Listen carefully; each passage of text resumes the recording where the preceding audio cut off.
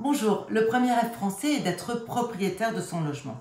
De fait, sur les 14 millions de ménages détenant un crédit, l'immobilier représente 82%, avec un endettement moyen sur 20 ans.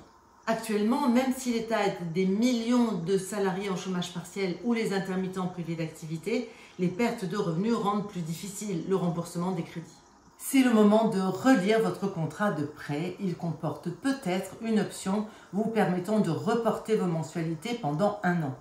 Les versements seront suspendus, mais le crédit sera plus long et plus cher car vous paierez plus d'intérêts. Maintenant, si le prêt ne comporte pas cette option, voici la solution que propose Serge Maître de l'Association française des usagers des banques. Si on n'a pas de clause dans le contrat de prêt, on n'est pas démuni.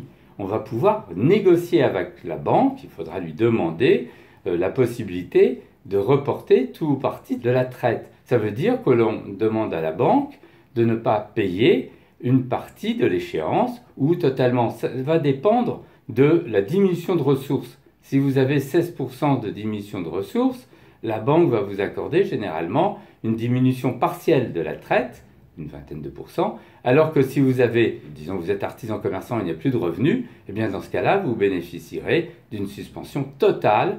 C'est une modulation importante. La solution est-elle accessible à tous les emprunteurs et tous les types d'emprunts? Cette solution est accessible à tous les emprunteurs, peu importe votre qualité de salarié, d'artisan, de commerçant. Deuxièmement, à tous les types de prêts, que ce soit un prêt d'accession à la propriété, que ce soit un prêt à taux zéro, vous êtes en droit de demander un tel report, une telle modulation. Quant à l'assurance perte d'emploi qui accompagne la souscription d'un crédit, attention, elle fonctionne après un délai de carence de quelques mois et surtout, elle ne s'applique pas dans le cadre du chômage partiel, mais uniquement dans le cadre d'un licenciement économique. Quelle que soit votre situation, la première démarche reste bien sûr de contacter votre conseiller bancaire. Bonne journée.